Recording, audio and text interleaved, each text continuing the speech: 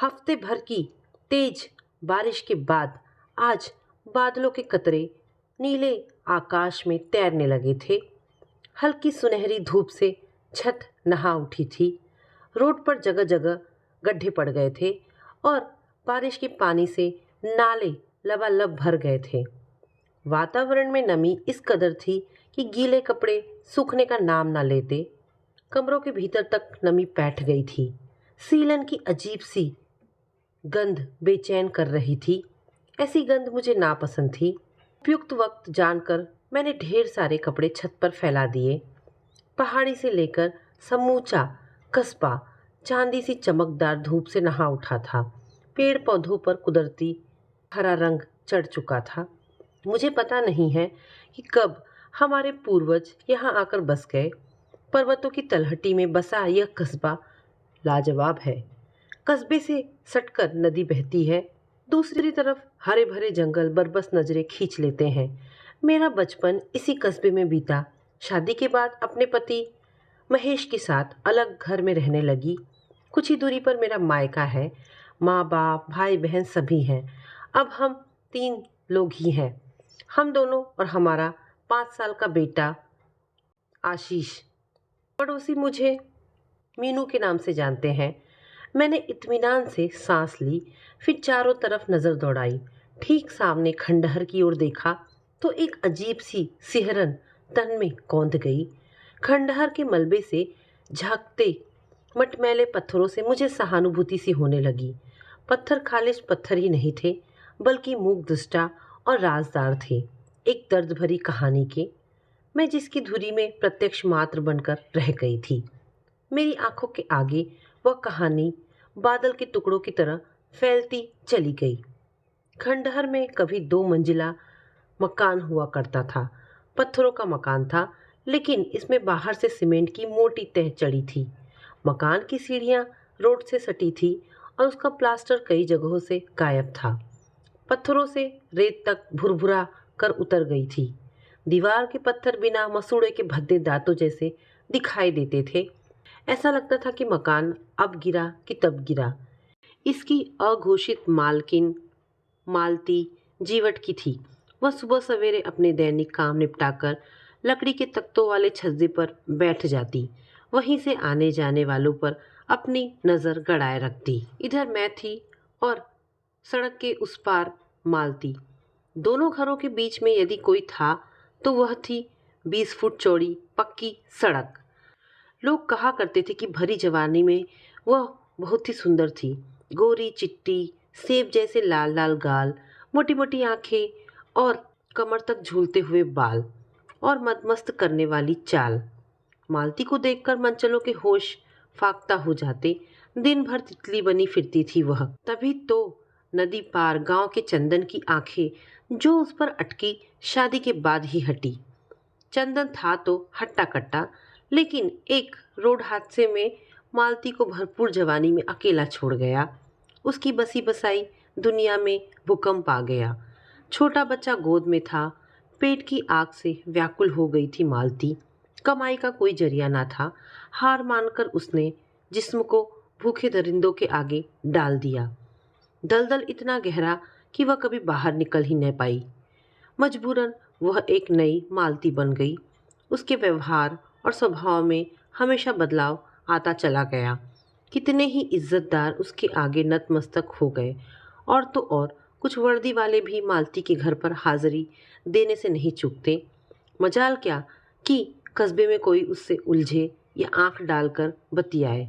वर्दी वाले मालती की पैरवी में आगे आते। जरूरत करने वाले को थाने ले जाने में वह कोर कसर न छोड़ती। मालती का लड़का था विजय, दुबला पतला और डरपोक। अबोध अवस्था तक घर में रहा और जब वह समझदार हुआ तो हालात से घबरा गया। प्रताड़ना और अपमान से आहत एक दिन उसने घर ही छोड़ दिया। मालती लोगों के सामने झूठे को ही आंसू बहाती रही। दरअसल मालती यही चाहती थी। खुली आज़ादी रात गहराती और मालती सज धज कर छज्जे पर बैठ जाती। ग्राहक आने लगते, एक के बाद एक। वे उस उबड़ खाबड़ उधड़ी हुई सीढ़ियों पर चपलता से चढ़ते उतरते। दिन में वे लोग कभी इस तरफ नहीं निकलते जिन्हें समाज का डर होता। किसी को मालती देख लेती तो उसे झक मारकर बतियाना पड़ता। कौन जाने कब मालती दुखती रग पर हाथ रख दे। डर चीज ही ऐसी है, लेकिन अंधेरे में समाज की किसे परवाह। मुझे ये सब देख सुनकर उबकाई सी होने लगती। इस माहौल से उब गई थी मैं। 1-2 साल बीते। विजय यदा कदा घर आने लगा। जब आता उस दिन मालती के घर की सीढ़ियां सूनी पड़ी रहती। शायद विजय ने संसार देख लिया था। उसकी बातों से मालती आपा खो देती और मारपीट पर आमादा हो जाती। विजय उसी दिन चला जाता। वह शहर में गुजारे भर का पैसा कमाने लगा था। जाते समय कभी कुछ रुपए माँ के सिरहाने रख देता। वैसे मालती को उसके रुपयों की जरूरत नहीं थी। बहुत रुपया कमा चुकी थी वह। ऐसे धंधे में नुकसान का सवाल ही नहीं था। इस तरह कई वसंत आए, कई गए, लेकिन मालती के लिए दिन, महीने, साल घाटे के साबित होने लगे। अब वह 55 की उम्र पार कर गई थी। धंधे की आंच ठंडी पड़ गई थी। शरीर थुलथुला हो गया था। चेहरे पर झुर्रियां गहरा गई थी। छोटे बड़े मालती को ताई कहकर पुकारने लगे। मालती को इसमें कुछ भी अजीब नहीं लगता। समय हालात से साक्षात्कार करा ही देता है। शायद उसे भी एहसास होने लगा था। वक्त रहते ही मालती ने कमाई का दूसरा जरिया ढूंढ लिया। लोग कहने लगे कि उस पर कोई देवी आती है। देवी सच बताती है। मुसीबतों से त्रस्त अंधविश्वासी उसके घर आते। किसी का लड़का बीमार है, किसी पर प्रेत की छाया है, तो किसी पर जादू टोना। मालती झूम झूम कर देवी को बुलाती और रास्ता बताती। मालती की बातों पर विश्वास करने वाले बहुत होते। औरत मर्द सभी तबके की आमदनी अच्छी हो जाती। दिन निकलने से लेकर देर रात तक उस पर कथित देवी सवार रहती। कमरे से धूप अगरबत्ती की महक उठ उठकर आसपास तक महसूस होती। उसका बर्ताव भी अब विरोधाभासी हो चला था। कभी कर्कश स्वर में बोलती तो कभी बड़े लाड़ प्यार से मुझसे बतियाती। मैं हैरान रह जाती। कभी कभार मालती कस्बे से बाहर चली जाती और कुछ दिनों के बाद लौटती। अब लोगों को मालती में कोई खास दिलचस्पी नहीं रह गई थी। एक दिन वह अपने साथ एक तलाकशुदा औरत को ले आई। महिमा नाम की यह औरत थी भी भला की सुंदर। नैन नक्श इतने कटीले कि बरबस नजरें खींच ले। चाल चलन उसका भी ठीक न था। मालती को उसके लिए ग्राहक ढूंढने में ज़्यादा मशक्कत नहीं हुई। मालती के पुराने दिन लौट आए। दोनों की दुकान एक ही छत के नीचे चल पड़ी। अगले भाग में मालती और पिछले भाग में महिमा। निचले हिस्से में मालती ने लोहे का बड़ा सा ताला लगा दिया था। पलक झपकते ही मेरे जैसे पड़ोसियों के अशांति भरे दिन लौट आए। एक तरफ मालती की अजीबोगरीब आवाज़ें, दूसरी तरफ रात घिरते ही लोगों का देर रात तक आना जाना और उनकी फुसफुसाहटें। उस दिन रात भर ओस गिरती रही। मालती के घर की छत पर टिन की चादरें पड़ी थी। सुबह होते ही घर की छत से ओस बूंदों की शक्ल में नीचे गिरने लगी। मालती रोज की तरह छज्जे पर आकर बैठ गई। मैं भी नहाकर छत पर गई। हवा में ठंडक थी। सूरज पहाड़ी के ऊपर चढ़ आया था। मैं बाल काटते काटते छत की मुंडेर तक गई। सड़क पर लोग आ जा रहे थे। मैं सड़क की ओर घूमी। मेरी नज़र सड़क पर जा रहे एक लड़के पर पड़ी और उस लड़के का पीछा करने लगी। सामान्य सी बात थी, लेकिन मालती को तुरूप का पत्ता हाथ लग गया था। मालती स्वभाववश मेरी गतिविधियों पर नजर गड़ाए थी। ऐसा सुअवसर भला वह हाथ से क्यों जाने देती। मालती बिना देर किए बरस पड़ी। ब्याहता होकर शर्म नहीं आती तुझे? लड़के को ऐसे क्या घूर घूर कर देख रही है? मैं सकपका गई थी। हाथ जहाँ के तहाँ रुक गए। मुझे उसका इस तरह टोकना नागवार लगा। सो ऊंचे स्वर में बोली, देखना क्या जुर्म है? अरे आंखें मेरी है, जहाँ जी करे देखूंगी। तुझे क्यों आग लगती है? करारा उत्तर मिला तो मालती एक क्षण के लिए अवाक रह गई थी। उसी क्षण मालती के माथे पर बल पड़ गए। आंखें अंगारे बरसाने लगी। चकला घर खोल दे, फिर जो जी में आए कर, मुझे क्या करना?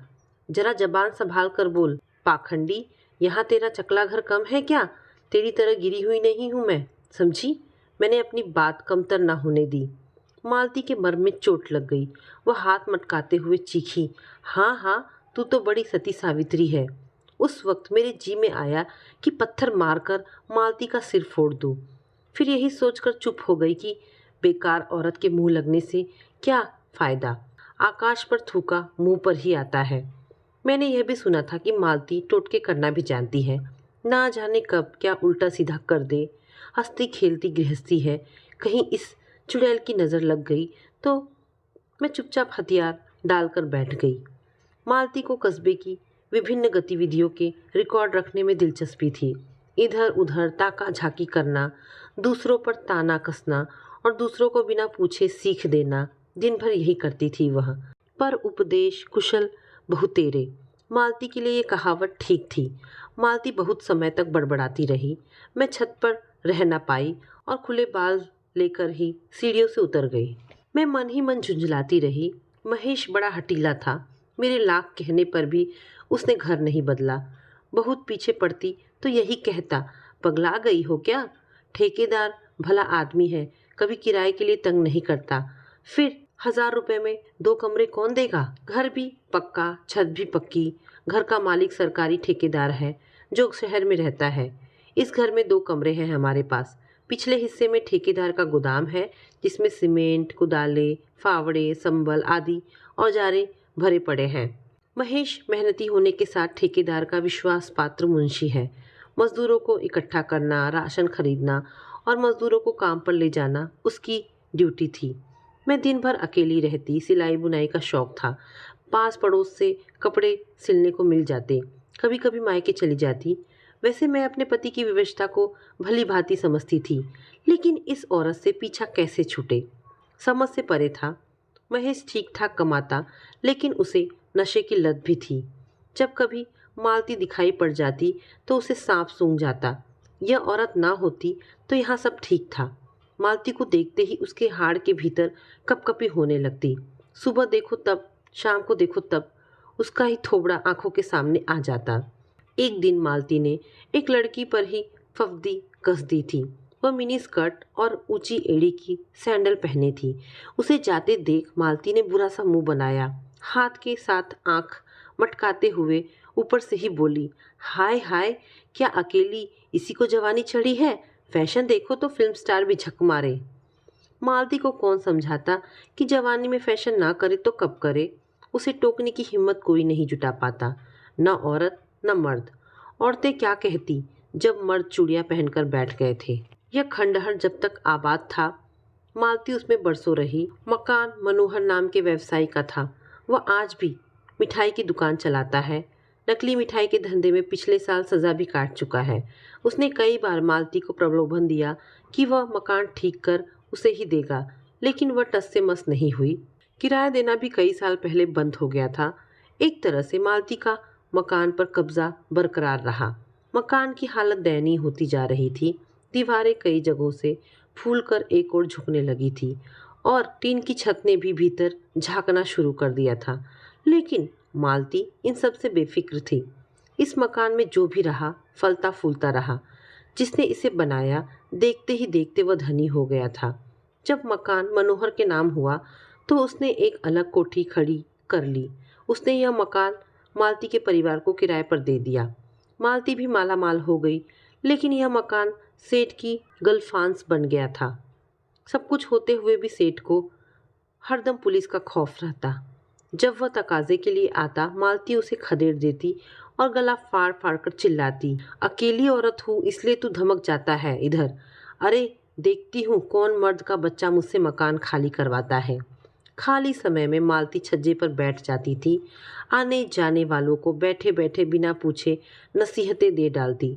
कुछ लोग उसके गाली पुराण के डर से बतियाते तो कुछ देवी प्रकोप से।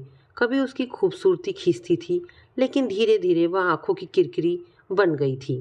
रात रात तक मालती की किलकारियाँ, कभी विद्रूप सी हंसी सुनाई देती। मालती की किलकारी से आशीष घबरा जाता। रात घिरते ही वह मेरे सीने से चिपक कर पूछने लगता, माँ ताई क्यों चिल्लाती है? मैं उसे लाड से समझाती, बेटा ताई पर देवी आई है। देवी ऐसे चिल्लाती है मम्मी? बच्चा जिज्ञासा से पूछता। मैं भला क्या समझाती, लेकिन मेरा समझदार पति अलग राय रखता। जब नशा टूटने को होता तब वो मुझे समझाता, बेवकूफ़ है तू, ऐसी बेकार औरत पर ही देवी क्यों आती है? तू तो भली औरत है, तुझ पर क्यों नहीं आती देवी? बोल। अरे धूर्त है धूर्त, एक नंबर की पाखंडी। मैं घबरा जाती और कहती, देवी कुपित हो जाएंगी, ऐसी बात मुंह से ना निकालो, देवी ही तो बुलवाती है उससे। महेश ठठाकर हंस देता और मेरा शरीर पत्ते सा कांप जाता। आंखों में भय के बेतरतीब डोरे फैल जाते। मैं मति भ्रष्ट पति की ओर से हजारों बार देवी से हाथ जोड़कर माफी मांग चुकी थी। क्या करती, धर्म भीरू स्वभाव की जो थी। एक दिन पड़ोस की औरतों ने बताया कि कुछ लोग मालती को लेकर गुस्से में थे। कोई उसे खदेड़ने की बात कह रहा था तो कोई सामाजिक बहिष्कार करने की। तब मुझे रोज की इस चकचक शोर शराबे से छुटकारा मिलने की आशा जगी। वह अमावस की रात थी। घुप अंधेरा था। आधी रात तक मालती पर कथित देवी सवार रही। रुक रुक कर चीखने चिल्लाने की आवाज़ें बाहर सुनाई दे रही थी। इतने शोर शराबे में मैं न सो पा रही थी न आशीष, जबकि थका मांदा महेश खर्राटे ले रहा था। अगली सुबह मैंने सुना कि मालती लापता है, कई दिनों तक वापस नहीं आई। मालती को लेकर लोगों के बीच कानाफूसी होने लगी। फिर एक दिन मैंने देखा मालती के घर के नीचे लोगों की भीड़ थी। पुलिस आई थी। ताला खोला गया। सामान यथावत था। 2 बिस्तर, पुराना टीवी, खस्ता हाल फ्रिज, टेबल फैन और एक कोने में सिंदूर पुती देवी देवताओं की तस्वीरें। रसोई के बर्तन, स्टोव सभी मौजूद थे। जो नहीं था वह थी मालती। कमरे में मारपीट के चिन्ह भी कहीं नजर नहीं आए, जिससे लगे कि मालती के साथ कुछ बुरा घटित हुआ हो। तहकीकात के बाद पुलिस चली गई। भीड़ भी धीरे धीरे खिसक गई। कुछ दिन रहने के बाद महिमा भी उस घर को छोड़कर कहीं चली गई। पुलिस को मालती का सुराग न मिला। अफवाहों का बाजार गर्म था। कोई कहता मालती ने साध्वी का रूप धारण कर लिया, कोई कहता मालती ने आत्महत्या कर ली, किसी ने उसकी हत्या करके लाश नदी में डुबो दी है। जितने मुंह उतनी बातें। मालती को गुम हुए 1 साल बीत गए थे। विजय माँ को ढूंढता फिरता रहा। एक बार जब वह इधर आया तब मुझसे भी मिला। माँ के बारे में पूछा। मैंने असमर्थता जताई तो वह निराश होकर चला गया। एक दिन पुलिस थाने से उसे खबर मिली कि उसकी माँ शहर के सरकारी हॉस्पिटल में बीमार हालत में है। वह दौड़ा दौड़ा हॉस्पिटल गया, लेकिन वहाँ हाथ कुछ नहीं आया। खबर पुरानी थी। वो हॉस्पिटल के स्टाफ से मिला, डॉक्टरों के आगे गिड़गिड़ाया। तब कहीं जाकर रिपोर्ट निकलवाई गई। फाइलों से पता चला कि उसकी माँ एड्स नामक लाइलाज बीमारी से पीड़ित थी। अंत समय में उसके पास कोई अपना न था। आखिरकार एक दिन वो हाड़ मांस का पिंजरा छोड़ गई। उसके बाद लावारिश लाश समझकर मालती की अंत्येष्टि कर दी गई। मालती फिर कभी मकान में नहीं लौटी। दूसरों का भविष्य बताने वाली अपने भविष्य से अनभिज्ञ रही। कस्बे वाले चैन की बंसी बजाने लगे थे। कभी कभी मुझे लगता जैसे मैं किसी एकांत जगह में आ गई हूँ। उधर विजय को माँ की मौत का दुख था। जिस दिन आया तो माँ की बची खुची धरोहर को कमरे से बाहर निकालते हुए दहाड़े मार मार कर रोया। उसकी आंखें रो रो कर सूज गई थी। माँ की संवेदनहीनता भले ही विजय के साथ रही हो, किंतु कहीं ना कहीं मालती के दिल में ममता का स्थान अवश्य रहा होगा। मैं सोचती रही। विजय ने फिर कस्बे की ओर मुंह नहीं किया, जहां उसे कदम कदम पर संत्रास मिला, दुत्कार मिली। ऐसे स्थान पर जाकर वह अपने जख्मों को क्यों हरा करता। समय अपनी रफ्तार से आगे दौड़ा। जुलाई के महीने में मूसलाधार बारिश हुई। ऐसी बारिश की मजबूत चट्टानें खिसक गई। नदी ने मुहाने बदल लिए। और तो और वह मकान भी ढह गया जिसमें कभी मालती का बसेरा था। आज भी मकान के खंडहर को देखकर मालती की अभिशप्त कहानी मेरे जहन में सिहरन पैदा कर देती है। ऐसा प्रतीत होता है कि मानो मालती खंडहर से बाहर आकर ललकार रही है उस समाज को, विधि के विधान को, जिसने एक औरत को ही इस अपराध का समूचा उत्तरदायी मानते हुए सजाए मौत मुकर्रर की और पुरुष प्रधान समाज को बाइज्जत बरी। तब मेरे दिल में मालती के लिए सहानुभूति और करुणा के भाव उभरने लगे। तो दोस्तों, ये कहानी यहाँ पर समाप्त होती है। आशा करती हूँ कहानी आपको पसंद आई होगी। अगर कहानी पसंद आई है तो प्लीज़ इसे लाइक एंड शेयर करें।